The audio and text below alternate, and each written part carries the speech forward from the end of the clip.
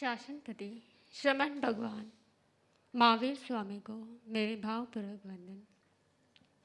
असीम असीम उपकारी पूज्य गुरुदेव को मेरे भावपूर्वक वंदन एवं सर्व रत्नाधिक महासती जियों के चरणों में मेरे भावपूर्वक वंदन। Every day a new topic और उसके साथ साथ पूज्य गुरुदेव की कृपा से हमें रोज पिछले कुछ दिनों से श्री सुगडांग सूत्र की वाचने का भी लाभ हो रहा है। और श्री सुगडांग सूत्र में भगवान ने भिन्न भिन्न लोगों की भिन्न भिन्न मान्यताओं के बारे में कहा है।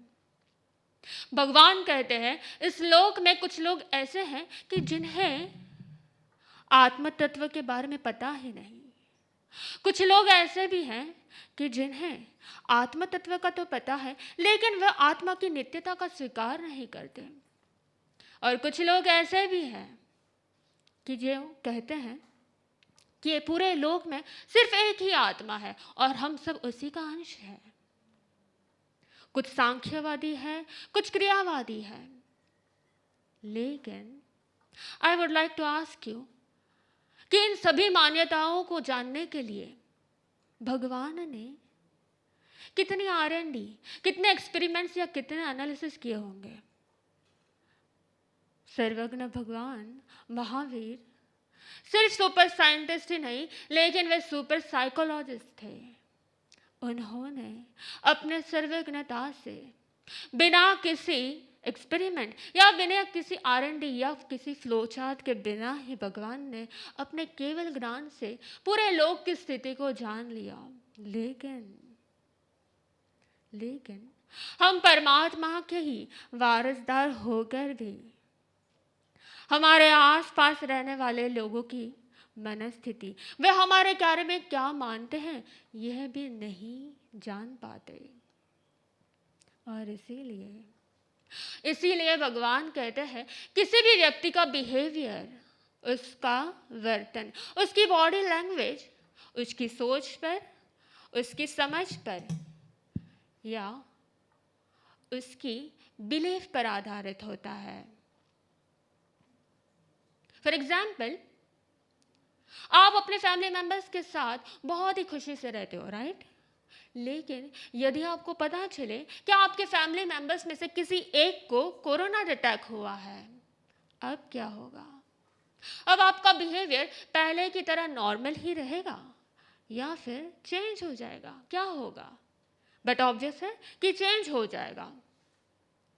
भगवान कहते हैं उसी तरह जिसे सम्यक दर्शन की प्राप्ति होती है, जिसको राइट बिलीफ होती है, जिसको राइट बिलीफ की प्राप्ति होती है, उसकी मान्यता, उसका बिहेवियर और उसकी बिलीफ भी चेंज हो जाती है। लेकिन हम उसे पहचानेंगे कैसे? भगवान ने सम्यक दृष्टि व्यक्ति की पहचान के लिए श्री उत्तराध्ययन सूत्र के 28वें अध्ययन में 8 गुणों का वर्णन किया है। निसंकीय, निकंकीय, निवृत्तिगिच्छ अमूढ़ दिठ्ठीय, उवबुह थिरीकरणे, वत्सल पभावणे अठ। नंबर 1, निसंकीय, राणे की निःशंका।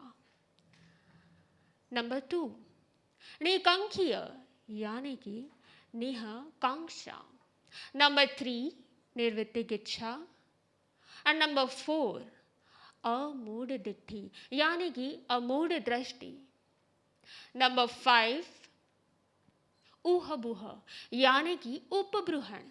नंबर 6, स्थिरीकरण यानी कि स्थिरीकरण। नंबर 7, वत्सल यानी कि वत्सल। और नंबर 8, प्रभावणे यानी कि प्रभाव न करना। जो सम्यक दृष्टि जीव होते हैं, उन्हें, जिनके पास राइट बिलीफ होती है, उनमें यह 8 गुण पाए जाते हैं।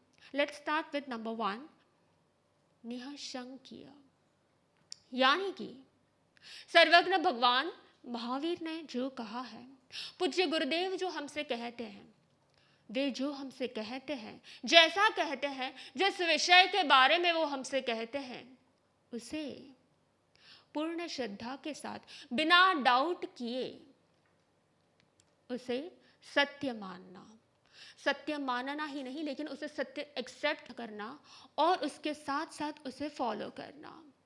लेकिन सत्य का रियलाइजेशन ही सत्य को फॉलो करने का पाथ बन जाता है। लेकिन रिमेंबर, सत्य का रियलाइजेशन भी तब ही होता है जब हमारे अंदर से पूर्ण श्रद्धा और विश्वास प्रकट होते हैं।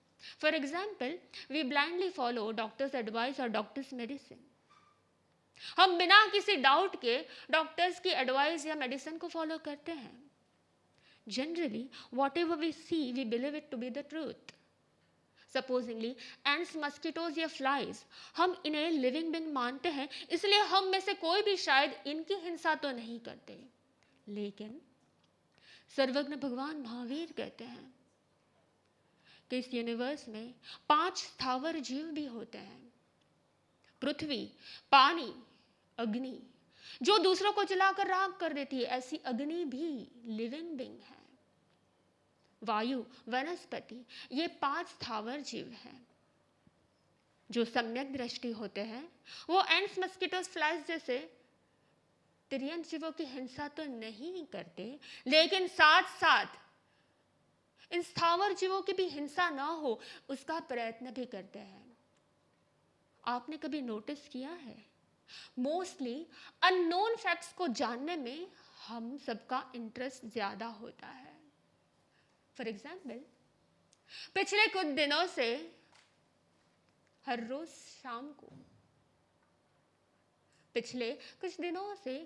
शाम को हम सभी पूज्य गुरुदेव के आत्मकथा सेशन को सुनते हैं।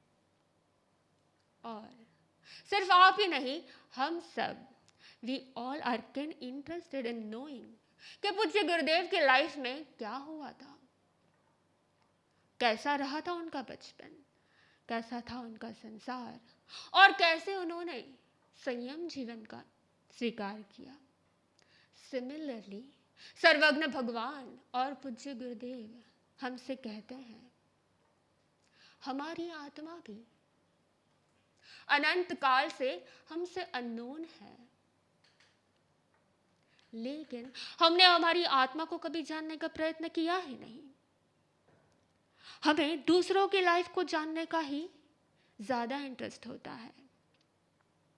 लेकिन जो अपनी आत्मा को जानने का पुरुषार्थ करता है, जो अपनी आत्मा को जानने के लिए इंटरेस्ट डेवलप करता है, भगवान ने उसी को निशंकता कहा है। We always doubt on our own existence. हमें अपने ही एग्जिस्टेंस पे डाउट होता है।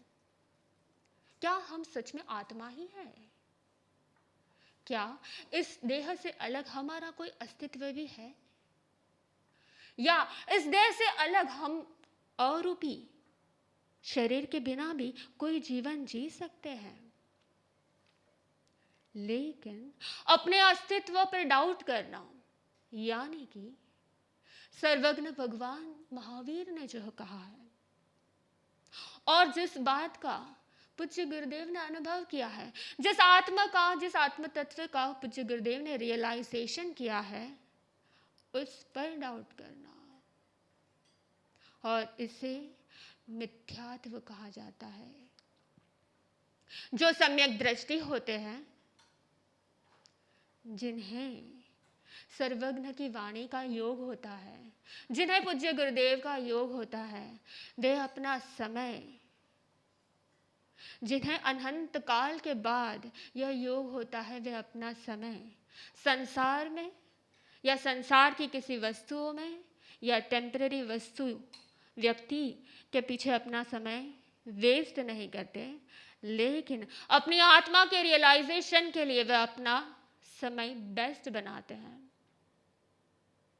आप सभी को चेक करना है कि आप अपना समय पूज्य गुरुदेव को पाने के बाद वेस्ट कर रहे हैं या फिर उसे बेस्ट बनाने का प्रयत्न कर रहे हैं।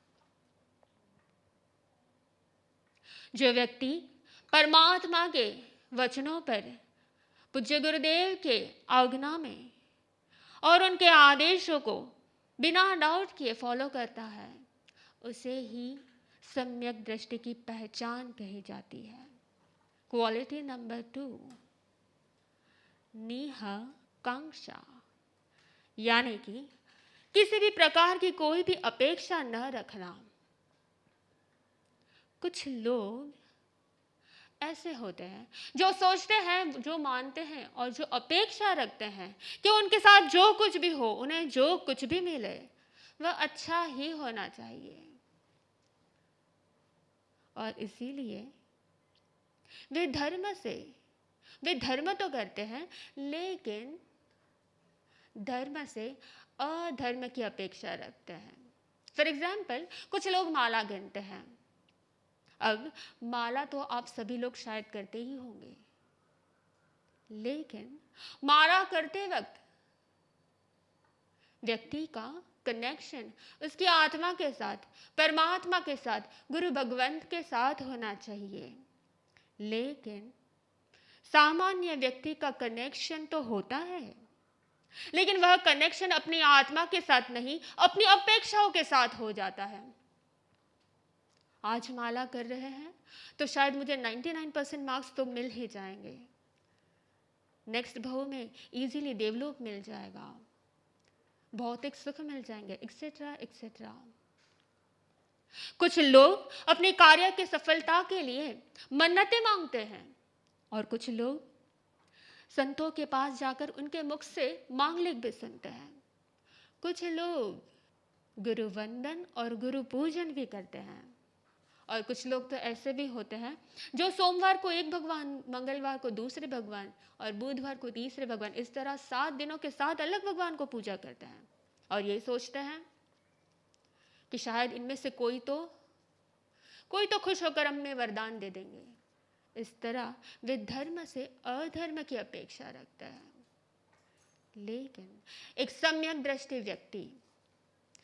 दृष्टि व्यक्ति जिसके पास राइट विजन है, राइट बिलीफ है, वे कभी धर्म से किसी भी प्रकार की अपेक्षा नहीं रखते, किसी भी प्रकार की आकांक्षा नहीं रखते, क्योंकि वे अपनी सफलता और निष्फलता उस दोनों के पीछे अपने पूर्व किए गए कर्मों को ही कारण मानते हैं। कुछ लोग अन्य दर्शन से आकर्षित होते हैं, कुछ लोग पदयात्रा पर जाते हैं, वहां होने वाले श्रृंगार आदि मेला या आडंबर से वे आकर्षित होकर भौतिक सुख की अपेक्षा करते हैं। लेकिन सम्यक दृष्टि व्यक्ति वो सिर्फ और सिर्फ अपने परमात्मा को, केवल ज्ञानी भगवान को मानने वाले होते हैं। और सम्यक दृष्टि व्यक्ति वे कभी निदान नहीं करते। निदान यानी क्या? निदान यानी कि अपने धर्म को बेच देना, धर्म के साथ बिजनेस करना। संसार में तो हम बिजनेस करते ही हैं, लेकिन कुछ लोग धर्म में भी बिजनेस करते हैं। For example, if you by any product, you have to pay the price in exchange, right? Similarly, कुछ लोग कठिन तपस्या तो कर लेते हैं, लेकिन तपस्या करने के बाद उसके बदले में हमें इस जग में मान मिले, सम्मान मिले, परलोक में देवलोक मिले, या फिर हमारे सारे कार्यों में हमें सफलता मिले, ऐसी अपेक्षा रखते हैं। इसे निदान कहा जाता है। सम्यक दृष्टि व्यक्ति जिसके पास राइट बिलीफ है, वे कभी भी निदान नहीं करते, क्योंकि वे अपनी निष्फलता का कारण या सफलता का कारण सिर्फ अपने कर्मों को मानते हैं। पॉइंट नंबर 3, निर्वृत्तिक इच्छा, यानी कि धर्म से मिलने वाले फल पर शंका नहीं करना। कुछ लोग ऐसे होते हैं जिन्हें लगता है हम धर्म तो कर रहे हैं, लेकिन हमें उसका फल मिलेगा या नहीं। भगवान ने कहा है हम करोड़ों भावों के कर्मों को तपस्या द्वारा क्षय कर सकते हैं।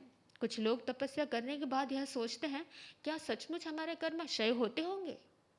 Many students appear in the university exams, और वह अपीयर होकर अपनी आंसर शीट्स सबमिट करते हैं, लेकिन उनका रिजल्ट उसी दिन नहीं आता। Undoubtedly, they have to wait for results to be declared.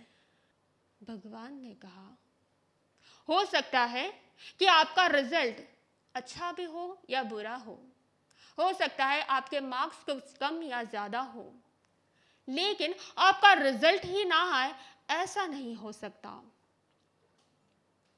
भगवान कहते हैं, हम जो भी कार्य करते हैं, हम जो भी आत्मभाव करते हैं, इसका अवश्य फल मिलता ही है, वह कभी निष्फल नहीं जाता।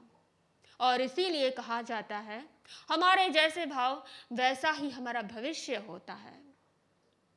लेकिन यदि आप ब्लैक ड्रेस पहनकर मिरर के सामने अपीयर होंगे तो आपका रिफ्लेक्शन ब्लैक होगा, और वाइट ड्रेस में अगर यदि आप मिरर के सामने खड़े रहो तो आपका रिफ्लेक्शन वाइट होगा। उसी तरह यदि आपके पास में आपके जैसे कर्म होंगे, उसका रिफ्लेक्शन आपके आज के वर्तमान संयोगों पे होता है, और जो आज आप क्रिया कर रहे हो वह उसका रिफ्लेक्शन आपके फ्यूचर पे अवश्य होता ही है। सर्वज्ञ भगवान महावीर ने हर क्रियाओं की, हर धर्म क्रियाओं का निश्चित फल बताया हुआ है। यदि आप एक उपवास करें तो हजारों करोड़ वर्षों के कर्म क्षय हो सकते हैं। यदि आप एक आयमिल करें तो 100 करोड़ वर्ष का कर्म क्षय हो सकते हैं।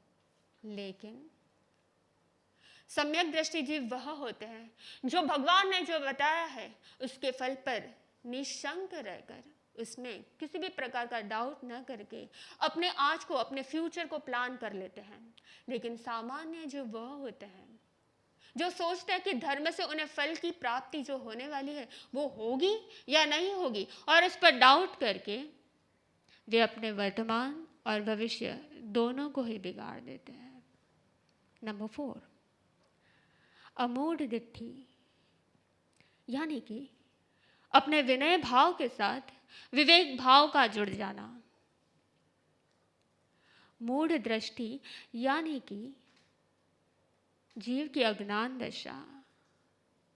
किसी लोगों को किस समय पर क्या करना ये पता ही नहीं चलता। कुछ लोग ऐसे होते हैं जिनको सत्य और असत्य में फर्क नजर ही नहीं आता। भगवान ने इन्हें मूढ़ता कहा है।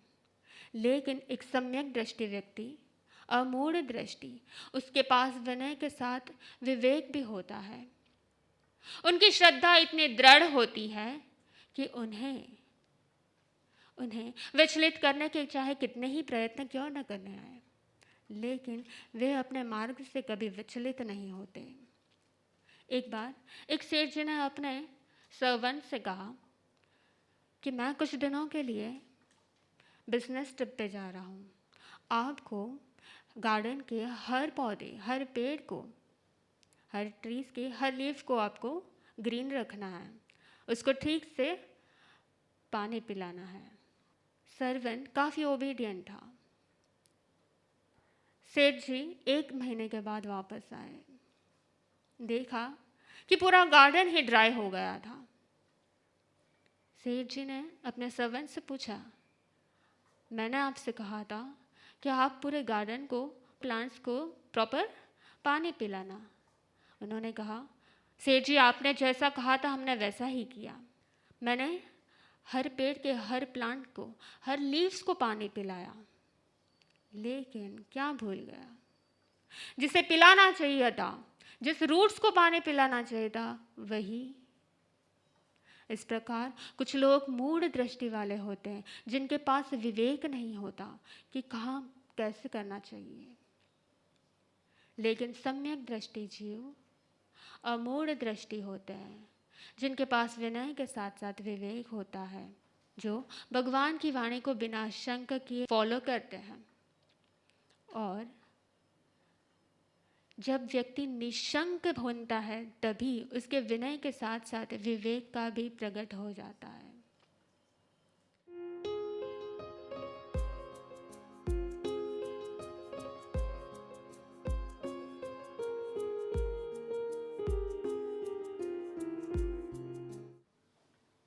When one acquires correct faith and correct conduct, at that time his behavior is very automatic to change.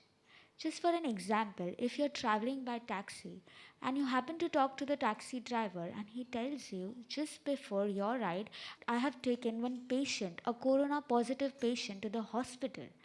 By knowing that, what would be your reaction? By knowing this, will your behavior change with the taxi driver as well as would you come out of the taxi?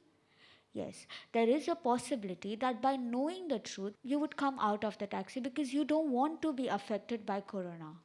Similarly, when Paramatma profounds his principles, tells about his truth, speaks the principles which he has seen, at that time your behavior also tend to changes.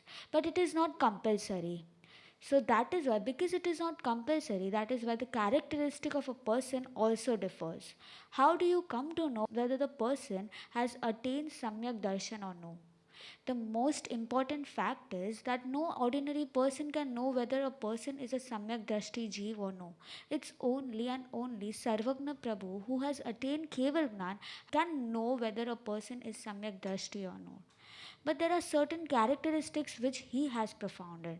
The first being Nishankya, which means the person who has attained Samyak Darshan, that person will never have any doubt in the preachings which Paramatma has given. He will have no doubts in the principle which Bhagwan has stated. His faith would be unshakable. Now, having a doubt is like having a thorn in your feet.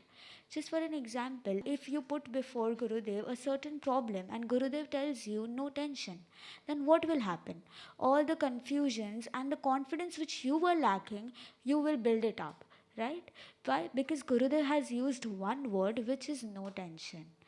That faith which Gurudev has given you, because of which your confidence has built, and that is why now it will be very easy for you to overcome that fear and to follow the actions which you were supposed to do. But if you have a doubt in what you wish to do, then your action will also have a doubt. So, a Samyak Drashti Jeev is a person who doesn't only believe according to the proof or he doesn't believe what he sees, but he believes in also those things which he is not able to see because he believes in experiencing it. Like you cannot see the soul, but because he is a Samyak Drashti Jeev, even if he is not able to see it, but because Bhagwan has said it, that is why he would have faith in it. And that is a quality of a Samyak Drashti Jeev. Moving forward to the second point, which is Nikankhya, which means to have no desire. Now, there is a possibility that when you are in a sansar, in a worldly affairs, we always think that if I do this, then I will get this. You will always see the profit. But the same traces and the same habit, we get it even in while following our religion. Like if you do I am well, then you would think that whatever bad thing or whatever karmas that are obstructing my success will shed if I do this I am well. We often think that if I donate, then good things will happen to me. So when you have a kanksha, means when you have desire over something, when you do religion only on the basis of fulfilling your desire, then that is called as kankya. A samyak drashti jeev would never do that. He would always do things because he feels like doing it. He doesn't have a calculative mind that if I do this, then I will get punya. But what will he think? He will do things because he wishes to do that. He wishes that this is a right thing for me, and that is why he will do that. And that is a quality of ni kankhiya. Moving forward to the third point, which is ni vitigicha, which means that when a person has a doubt that whatever I am doing, will it bear any fruit? I am doing so much of donation, but nothing good is happening with me. Full day I am into seva, but nothing good is happening with me. I am a look and learn Didi teaching every day, but I am not attaining anything. What is the benefit of whatever I am doing? So, whatever doubts that you have while following any religious activity, that is called as Nivitigicha. In this Nivitigicha, what happens is that because there is a time lagging, like if you are appearing for an exam, obviously that your marks will come after a day or so or after a month or so. But because we are impatient, that is why we don't have the quality of believing in the fact that this whatever activity I am doing, will it bear a fruit or no. So the quality of Nivitigicha Vitikicha, which means that you don't have patience enough or trust in Paramatma that whatever you will do will have fruit or no. But there is a very important statement which is stated by Paramatma that anything good that you will do in your life will definitely bear fruit. Where Nikanksha means not to have any desire, Nivitigicha means that you don't wish, you don't have any doubt that you will bear fruit for whatever good things that you are going to do. And move on to the fourth point, which is Amur Drashti. Amur Drashti means to have loyalty. It whenever you see thousand things around you, but still you have one focus, that is called as Amur Drashti. In Amur Drashti, the Samyak Drashti Jeev, he is so much rooted with his knowledge, he is so much rooted with his faith that whatever difficulties or whatever problems that comes in his life, but still his principles will remain intact. Now, for an example, if you're in an office and you've been told to speak a lie, and then only you will get his job, at that time, a Mithya Drashti would say a lie because he doesn't believe in the principles which Bhagwan has stated. Whereas a Samyak Drashti would never shake his belief, and therefore, even if there is loss, even if there is no benefit, still he would be rooted to the principle which has been stated by Paramatma. Amur Drashti means that when you have an affection towards somebody at that time, even if there are thousand options before you, but still your vision will only be on that one person. Your vision will only be on the principles which Paramatma has stated. So these were the four qualities, which is Nishanka means to have no doubt, Nikankha means to have no desire, Nivitigicha means to have no doubt in whatever fruits that you will bear by doing any good activity, and Amur Drashti, which means to have a focus and a loyal mind and eyes. These were the four qualities which a Samyak Drashti Jeev has. Moving forward, I would just request everybody that whatever Gurudev has stated today, we all are able to follow those things which Gurudev has wished us to follow. These are my vow.